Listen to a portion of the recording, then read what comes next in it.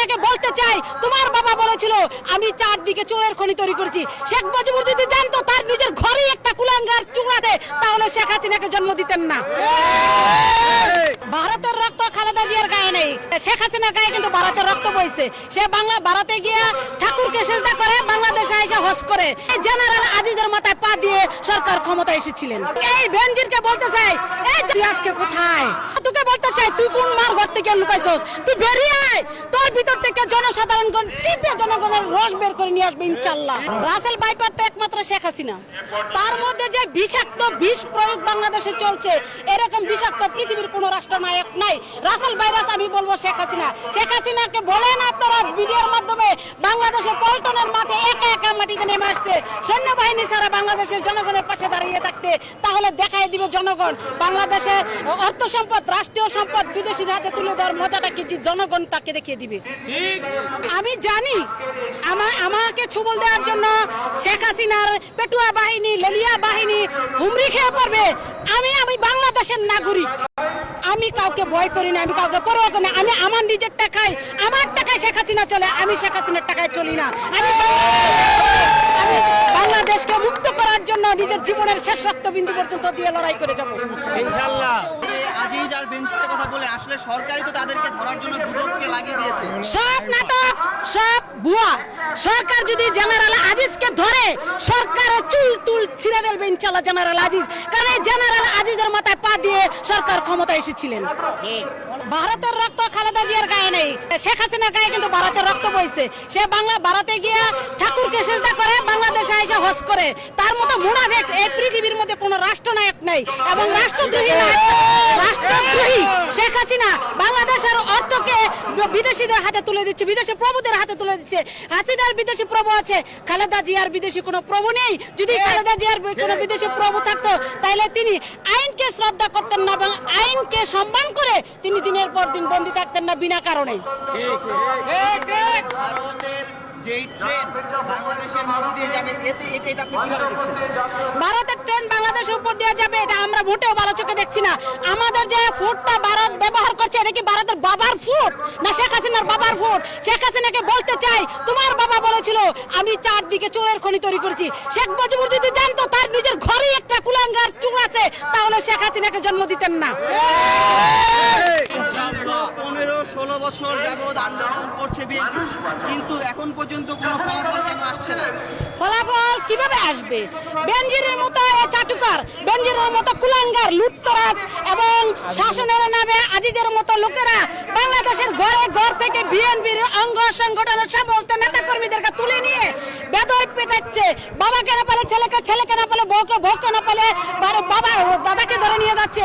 একের পর এক প্রতিটা ঘরে ঘরে মানুষকে নিয়ে তারা নির্যাতন করে যাচ্ছে। এইভাবে নির্যাতন করলে কার ক্ষমতা আছে রাস্তায় দাঁড়িয়ে থাকার? এবং এই বেনজিরকে বলতে চাই, এই যে তুই আজকে কোথায়? এইটা বলতে চাই, তুই কোন মার ঘর থেকে লুকাইছস? তুই বেরিয়ে আয়, তোর ভিতর থেকে জনসাধারণগণ টিপে জনগণের রস বের করে নিয়ে আসবে ইনশাআল্লাহ। আজকের এই সমাবেশ করার পরে দেশবাসীকে কি জানান দিচ্ছেন? আমরা দেশবাসীকে জানান দিতে চাই যে আপনারা এইভাবে দেখছেন দিনের পর দিন বাংলাদেশে বিভিন্ন ট্রানজিট, বিভিন্ন ফুডকে ইন্ডিয়ার হাতে তুলে দিচ্ছে অবৈধ সরকার, স্বৈরাচারী সরকার, নিষেধাজ্ঞা সরকার। আপনারা আরো দেখছেন যে বেনজিরের মতো লোক বাংলাদেশ থেকে পালিয়ে যাচ্ছে। শেখ হাসিনা বলতে পারে না, তার কোনো মন্ত্রী এমপি বলতে পারে না বলে একটা বিষয় আমরা জানি না। কেন জানেন না আপনি? বাংলাদেশের সফল শিক্ষামন্ত্রী এহসানুল হক মিলন বাংলাদেশ থেকে তিনি বিদেশে চিকিৎসার জন্য যাবে, তাকে এয়ারপোর্টে আটকে রাখার জন্য 6 ঘন্টা। সে যখন বাংলাদেশ বৈধভাবে পার হতে পারে নাই, অবৈধ বেনজির, অবৈধ মেজর জেনারেল আজিজ কিভাবে বাংলাদেশ থেকে যায়? মতিউর রহমান কিভাবে বাংলাদেশ থেকে যায়? প্রবাসী মন্ত্রীকে জুতায় বাংলাদেশ থেকে বিদায় করা উচিত। পালিয়ে গেল, কিসের প্রভাবে পালিয়ে গেল? সরকারের প্রবঞ্চনা এবং সরকারের মদতে তারা পালিয়েছে। শেখ হাসিনা জিয়াউর রহমানকে হত্যা করার প্রয়োজনা করার সময় সে বুরকা পরে আগরতলা দিয়ে পালিয়ে যেতে চেয়েছিল ইন্ডিয়াতে।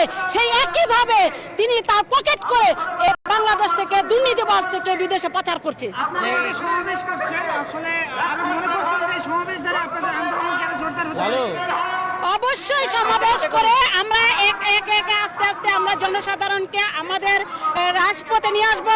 ভোটাধিকার ফিরিয়ে আনার জন্য আন্দোলন আরো তীক্ষ্ণ ভাবে গড়ে তুলবো ইনশাআল্লাহ। রাসেল গুজবটাকে সারা বাংলাদেশে ছড়িয়ে দিয়ে তারা ট্রেন চুক্তিটা করেছে বাংলাদেশের উপর দিয়ে ট্রানজিট করবে। সেই কলকাতা থেকে আসামে 7 ঘন্টায় পাড়ি দেওয়ার জন্য বাংলাদেশকে ব্যবহার করছে। এই ট্রেন চলাচল আপনারা বুঝতেছেন যে ইন্ডিয়ারা নিয়ন্ত্রণ করবে আমাদের রাস্তাটা। কেন আমাদের বাংলাদেশ ইন্ডিয়া নিয়ন্ত্রণ করবে? এই জন্য কি আমরা স্বাধীনতার যুদ্ধ করেছিলাম? পাকিস্তানের সাথে যুদ্ধ করে বাংলাদেশ স্বাধীন করেছি, এখন আবার আমাদের ইন্ডিয়ার সাথে যুদ্ধ করে বাংলাদেশকে মুক্ত করতে হবে। আমরা সাধারণ জনসাধারণ কোন আমরা ওজার চেয়ে অনেক বড় ওজা কবিরাজ।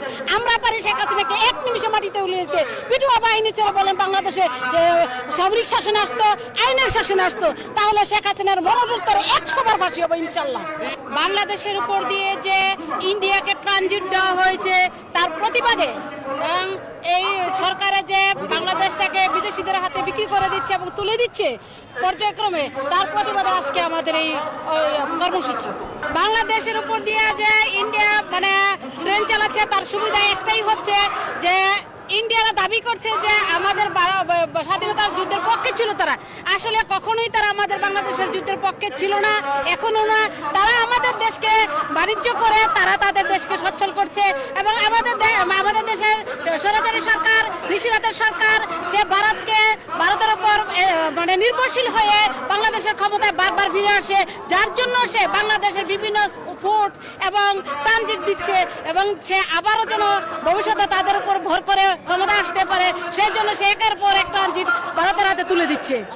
আসলে রাসেল বাইপাস যে সাপটা, এটা আমাদের দেশে আগে কখনো ছিল না, এবং ছিল যে না যে তাও মিথ্যা কথা, কিছু না কিছু ছিল। এবং আমাদের বাংলাদেশের রাসেল বাইপাস সাপটাকে ইন্ডিয়া থেকে পাচার করে দেওয়া হচ্ছে এবং দিনের পর দিন এমন ভাবে প্রচার করা হচ্ছে যে বাংলাদেশের কৃষি অঞ্চলটাকে যেন ধ্বংস করা যায়, মানুষ যেন খেতে কামারে কৃষি উৎপাদন করতে না পারে, সেই ভয় ভীতি উৎপাদন করার জন্য রাসেল বাইপাসটাকে আমাদের বাংলাদেশে ছেড়ে দেওয়া হচ্ছে। এবং এটা গুজবও না, আবার এটা হচ্ছে সবকিছুই হচ্ছে আমাদের ইন্ডিয়ার মাধ্যমে, এবং এই ইন্ডিয়া বাংলাদেশটাকে শোষণ করে খাচ্ছে দীর্ঘ বছর ধরে। এবং এই ইন্ডিয়াকে রুজি করে শেখ হাসিনা বারবার বাংলাদেশে অবৈধ সরকার হিসাবে নির্বাচিত হচ্ছে। জনগণের ভোটে তারা কখনো নির্বাচিত হচ্ছে না। আজকে আমরা এই সমাবেশে আসার উদ্দেশ্য বেগম খালেদা জিয়ার মুক্তির আন্দোলন, আর এই যে বাংলাদেশে গণতন্ত্র নাই, এই গণতন্ত্র উদ্ধার করার জন্য এই প্রোগ্রামে আসার জন্য আসছি।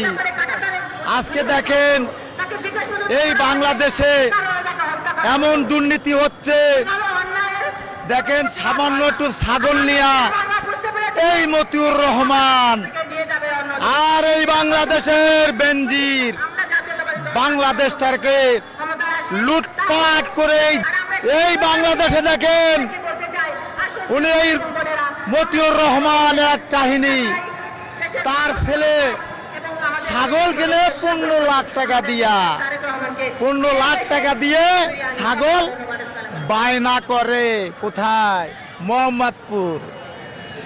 এই 15 লাখ টাকার ছাগলে দেখেন আজকে কোটি কোটি টাকার দুর্নীতি বাইরে গেছে গা।